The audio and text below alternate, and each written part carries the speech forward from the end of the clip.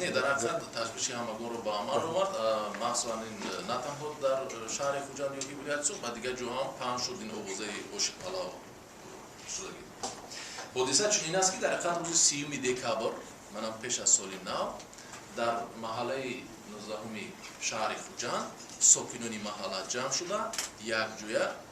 оши палав тайёр карданд ва пас аз истеъмоли оши палав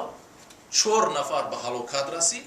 8 нафари дигар бошад заҳролуд шуда ба беморхонаҳои шаҳри хуҷанд бистарӣ гаштанд. ҳоло тафтишоти он идома дорад ва ташхисҳои пешакие ки вобаста ба ҷасадҳову вобаста ба шахсони заҳролудшуда гузаронда шудааст муайян карда шудааст ки заҳролудшавӣ аз ҳисоби маводи кимиявие ки номаш нитрити натрий аст ва миён омадааст ки ҳамина дар ош истифода бурдаанд. ҳозир тафтишот ана ҳамин саволи гуфтагии шуморо муайян карданаш шарт ва зарур аст ва муайян карда истодааст ки нитрити натрий дар ҳамон ҷо аз куҷо пайдо шуд, кӣ овард ина он чунки баъзе шахсоне ки дар вақти ошпазӣ машғул буданд ба ҳалокат расиданд.